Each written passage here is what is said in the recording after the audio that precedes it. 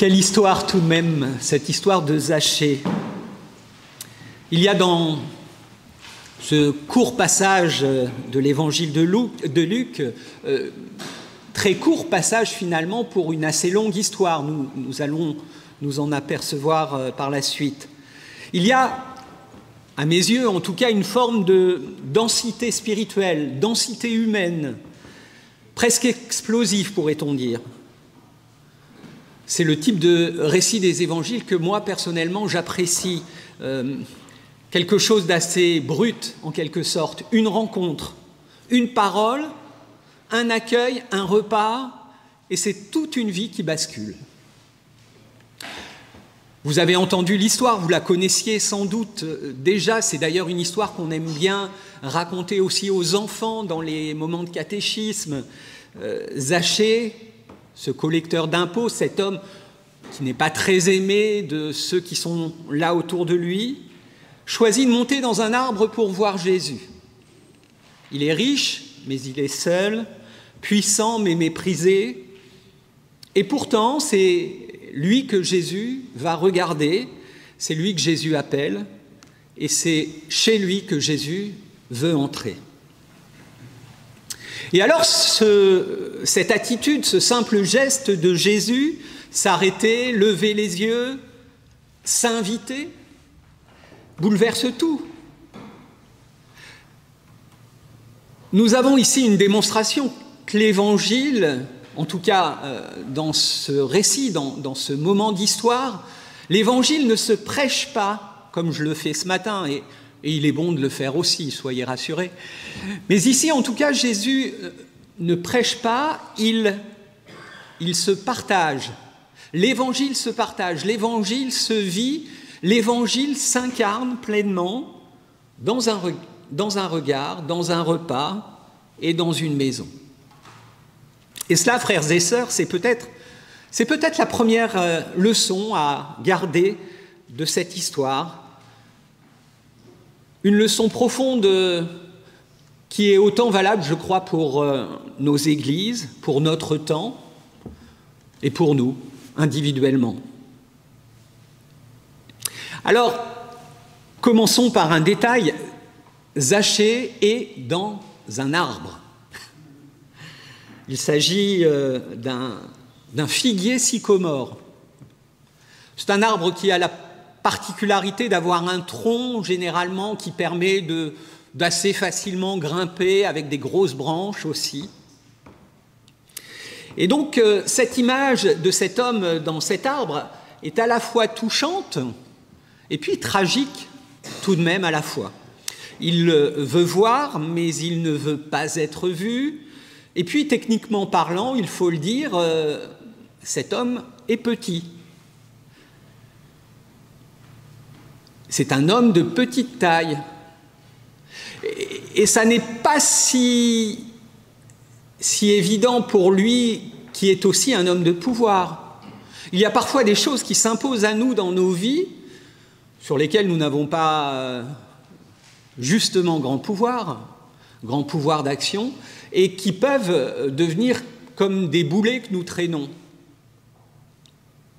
Je vous laisse réfléchir aux choses qui peuvent être comme cela dans nos vies, mais je crois que nous en avons tous certaines difficultés qui nous pèsent et que nous aimerions ne pas avoir finalement. Je pense à Moïse qui avait des problèmes d'élocution, semble-t-il, et pourtant la parole va lui être demandée. Il y a plein de récits de la sorte dans la Bible. Zachée, en tout cas, est dans cette histoire un spectateur, mais que l'on pourrait qualifier de spectateur en marge. Finalement aussi comme tant de gens aujourd'hui dans nos sociétés. Alors, je ne sais pas si vous le savez, mais depuis quelques années dans mon ministère, les choses se sont orientées. J'ai été longtemps pasteur en paroisse, comme James ici. Mais depuis quelque temps, mon ministère s'est orienté dans une forme que j'aime qualifier de passerelle entre culture et Église. Par la radio notamment, mais aussi par une implication dans les arts et notamment dans le cinéma. Le cinéma que je considère être comme de véritables paraboles pour notre temps, des cadeaux qui nous sont offerts pour comprendre, entendre, voir comment les choses se passent dans notre monde autour de nous. Peut-être être parfois bousculé, dérangé dans nos retranchements convictionnels, dans notre foi.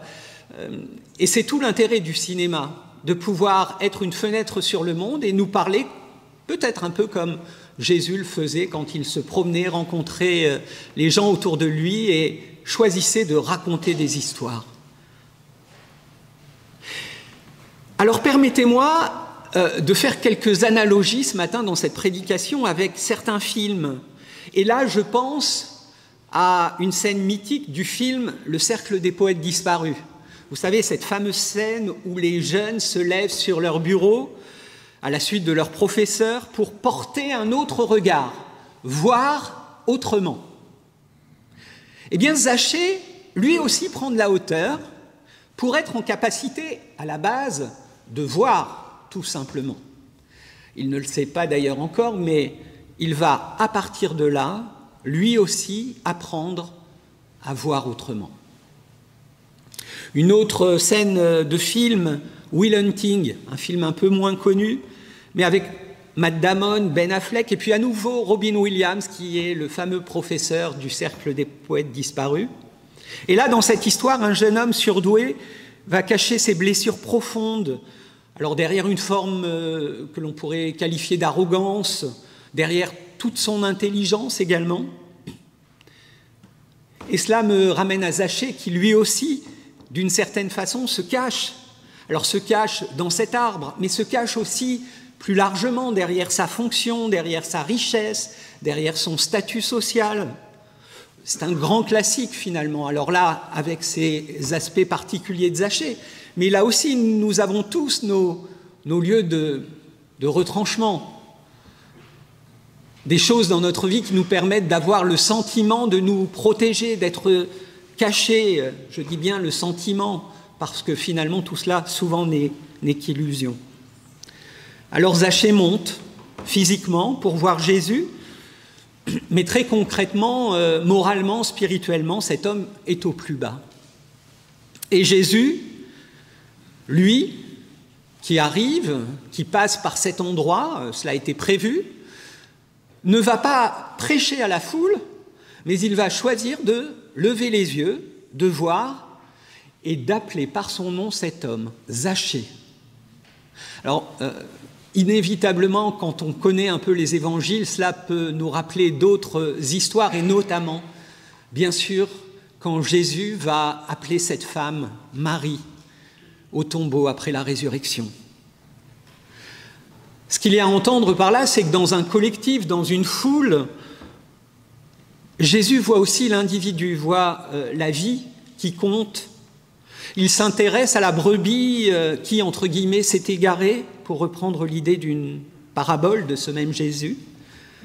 Et ça, c'est aussi une autre leçon bonne à garder en mémoire pour nos vies.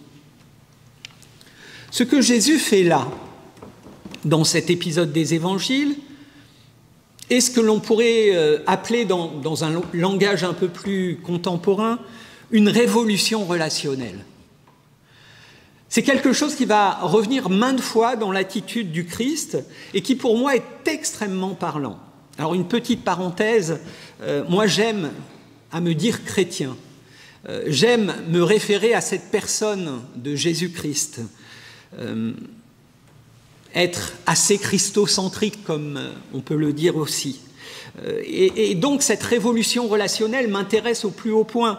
Elle devient à mes yeux une sorte d'enseignement fondamental quant à la relation à l'autre. Je dirais presque une sorte d'axe de vie, de comportement, d'attitude, mais aussi, très clairement par extension, un défi du quotidien. Parce que difficile, périlleux même parfois, en tout cas allant à l'encontre souvent de nos élans premiers, de notre nature, parce que Jésus voit celui que tous évitent. Il adresse la parole à celui dont on détourne les yeux. Et en plus, comble de tout, il lui demande d'aller séjourner chez lui.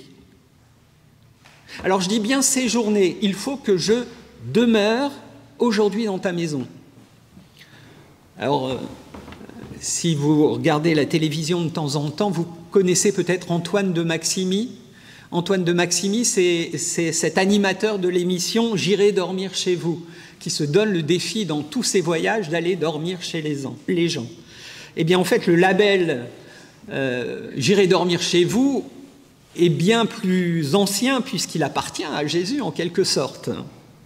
Certes, il n'a pas de petite caméra perchée sur ses épaules, il ne fait pas, comme aujourd'hui sur les réseaux sociaux, un live de son expérience chez celui chez qui il va, mais le texte est là et nous rejoint.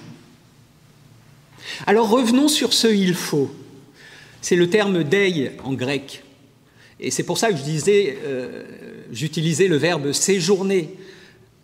On peut avoir l'impression dans le texte qui va très vite que Jésus entre, boit éventuellement un petit thé rapidement et ressort et que les choses se sont faites en un instant, en un claquement de doigts. Non. Non, ce verbe signifie, ce mot « il faut », pardon, ce terme grec « dei » signifie qu'il est nécessaire, qu'il est juste, correct. C'est un appel du cœur de Dieu. Et puis donc il y a ce temps qui est pris. Dans notre monde saturé de discours, d'annonces, de slogans, l'Évangile continue de passer par des regards, par des relations concrètes, par des gestes incarnés.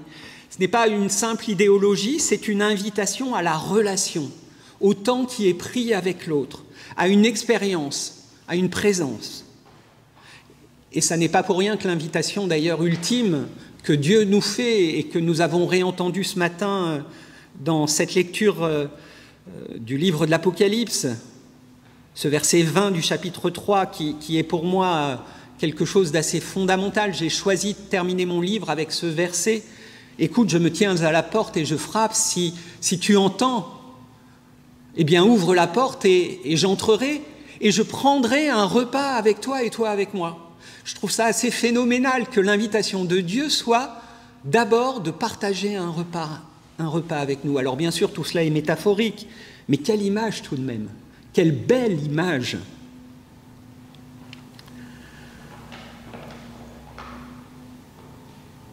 Ce qui est fascinant aussi, et j'ai commencé à l'évoquer un peu vite d'ailleurs, Jésus entre chez Zachée, il ne lui fait pas un long sermon, il ne le somme pas de se repentir.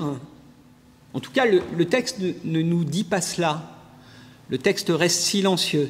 Il demeure donc. Et là, le terme grec, c'est méno, qui signifie loger, rester, prolonger, donner du temps au temps. Et la réaction en face le confirme. Les gens qui sont là et qui ne comprennent pas et qui ne sont pas en accord avec cette attitude disent « cet homme est allé loger chez un pécheur ». Et qui dit demeurer chez quelqu'un, loger, signifie aussi, et en particulier dans la culture orientale, manger avec lui. C'est pour cela que depuis le début, plusieurs fois, je parle de repas. Depuis un an, mon travail tourne aussi autour de cette question du repas. James l'a évoqué tout à l'heure, à table avec la Bible, où les émotions deviennent le fil qui tisse en fait ce lien entre le texte biblique et les recettes. Un autre va venir dans quelques mois qui sera plus axé sur les repas, et ce repas de Zachée et de Jésus en fera partie d'ailleurs. Le repas partagé, c'est vraiment quelque chose de sacré. C'est un lieu de fraternité, c'est un lieu de vérité, de communion, de miracle possible même. Un lieu en tout cas où la parole souvent se libère, où les yeux s'ouvrent, où le cœur peut être transformé. C'est, je crois, l'un des derniers espaces peut-être où le lien social se tisse réellement. Combien de solitude pourrait être apaisée par une simple invitation à dîner ? Combien de murs tomberaient si nous osions partager un repas avec celui ou celle que nous ne comprenons pas bien, qui est différent ? Petit retour au cinéma, pensez au Festin de Babette, l'un des chefs-d'œuvre du cinéma à mes yeux. en plus dans un contexte aussi protestant. Le repas devient acte d'amour, de don. Quand je parlais de parabole, ce film est une parabole d'une force extrême. C'est un moment de grâce qui est révélé. Les tensions se dissolvent, les inimitiés se taisent, les cœurs s'ouvrent, grâce à ce repas que Babette organise. Je pense aussi à un autre repas plus récent au cinéma qui se passe dans une bourgade désœuvrée du nord de l'Angleterre avec des réfugiés syriens d'un côté et puis ces hommes et ces femmes en souffrance également dans ce village. Tout cela va se situer dans l'arrière-salle d'un pub qui se nomme The Old Oak, le Vieux Chêne. C'est d'ailleurs le titre donné à ce film de Ken Loach. Il y a aussi au cinéma des repas très différents, mais où il se passe des choses. American Beauty de Sam Mendes, dans un genre totalement différent. Repas familial, bourgeois, où les masques tombent. Et là, le personnage de Kevin Spacey affronte sa femme, sa fille. Une véritable implosion relationnelle qui se vit là. Thomas Vinterberg avec Festen raconte aussi un repas qui est le théâtre de la vérité et du chaos, brutal mais purificateur. Dernièrement, j'ai eu l'occasion de regarder plusieurs films de Claude Chabrol, où le repas est aussi très présent. Que la bête meurt, par exemple, avec un Jean-Yann absolument phénoménal et terrible à la fois. Et là encore, une scène de repas qui ne peut pas laisser indifférent. Alors l'Évangile ne nous dit pas ce que Jésus a dit à Zachée lors de ce repas, lors de ce séjour, de ce temps passé chez lui. Et c'est peut-être cela le plus fort, choisir le silence, garder le silence. Zachée, en tout cas, à un moment, alors peut-être au petit déjeuner du lendemain matin, après un bon dîner, après sans doute une nuit qui a pu porter conseil, c'est souvent le cas, hein, on le dit. Et puis après un petit déjeuner avec du thé, du café, quelques tartines, du bon beurre, du miel, des dattes, de la confiture. Et donc après tout ça, après ce temps donné, après ce temps partagé, Zachée se lève et parle. « Voici, Seigneur, j'ai compris, les choses sont claires, j'ai décidé, je donne la moitié de mes biens aux pauvres. Je revois ma façon de vivre. Je change ma relation à l'autre. » Il n'a pas été sommé de le faire. Il le choisit véritablement. Il répond tout simplement à la grâce. Et Zachée comprend lui aussi que ce regard d'amour appelle cette autre manière de vivre, une manière tournée vers l'autre, une vie qui témoigne, une vie qui fait sens. Et c'est ici que le texte nous rejoint sans doute aujourd'hui encore. Être témoin de l'Évangile, ce n'est pas d'abord savoir en parler. Il est bon aussi d'en parler, mais c'est d'abord autre chose. C'est d'abord être témoin soi-même de l'Évangile. C'est savoir regarder, savoir écouter, savoir accueillir, savoir partager. C'est faire ce que Jésus a fait. Entrer dans les maisons ou accueillir quelqu'un chez soi, s'asseoir à table, donner du temps, donner de la dignité à l'autre, donner de l'attention, donner de l'écoute. Et c'est sans doute l'un des besoins les plus forts, les plus prégnants qui soient présents constamment autour de nous et peut-être aussi dans nos propres vies. Dernièrement, pour un documentaire que j'ai réalisé pour France 2 autour de l'anniversaire des associations familiales protestantes, nous sommes allés avec l'équipe pour l'un des sujets à côté de Dijon rencontrer un couple, Damaris et José, un couple qui a monté il y a 2 ans la Hutte du Berger, une petite association à la campagne dans un petit village qui se construit autour du lien social et du jardin, très étonnamment. Et il s'y passe des choses merveilleuses. On a passé 2 jours là-bas, c'était d'une beauté et des choses extrêmement touchantes pour nous qui étions là à voir ce qui se produisait dans ce village. Et le couple, lors de l'interview, nous essayait d'expliquer pourquoi. Et la phrase qui est venue à ce moment-là de leur part, je les cite, « Nous avons eu besoin de mettre en conformité nos paroles et nos vies. » Dans un monde où le lien social, finalement, est très fragilisé, eh bien, le témoignage chrétien passe par la relation. Cela peut commencer par un simple coup de téléphone, une visite, une invitation, une écoute véritable, des choses tellement basiques, mais parfois tellement dures, difficiles à expérimenter, à faire ou à recevoir. Ce peut être aussi une prière partagée. Il y a, je crois, une vraie spiritualité du lien social à retrouver, à développer, à entretenir, du moins. Une sorte de sainteté de l'attention. Un évangile qui s'écrit dans le visage de l'autre. Qu'il est parfois difficile simplement de prendre quelques instants pour discuter avec une autre personne et lui donner véritablement le temps d'écoute. Et quand je dis cela, je pense aussi naturellement aux difficultés propres que je peux avoir à le faire. Un évangile qui s'écrit dans le visage de l'autre. Cela vaut, là encore, pour chacun individuellement, mais aussi collectivement, en tant qu'Église, en tant que communauté chrétienne, qui n'est pas un simple lieu de culte, mais un lieu appelé à être un lieu d'hospitalité, de fraternité, de transformation sociale. Alors, frères et sœurs, qui est aujourd'hui peut-être sur le sycomore à nos côtés, attendant qu'on le voie, qui se cache dans nos vies, dans nos rues, dans nos quartiers, qui désire être regardé sans jugement, écouté sans condition. Et puis inversement, possiblement, et nous, frères et sœurs, sommes-nous encore prêts à accueillir Jésus-Christ dans nos maisons, dans notre quotidien, dans nos relations? Le salut, dit Jésus, est entré aujourd'hui dans cette maison. Et il ne dit pas demain, il ne dit pas au ciel, plus tard, un jour. Il dit aujourd'hui. Parce que l'Évangile se vit aujourd'hui, ici et maintenant. Que notre foi ne soit donc pas seulement discours, mais véritablement lien. Que nos églises ne soient pas des bastions, des citadelles, mais de vraies maisons ouvertes. Que nos vies ne soient pas des hauteurs protégées, mais plutôt des sycomores sur lesquels on peut monter et descendre pour rencontrer le Christ. Des passerelles qui conduisent d'un côté à l'autre. Et alors peut-être, comme Zachée, nous entendrons cette parole résonner. Aujourd'hui, le salut est entré dans cette maison. Amen.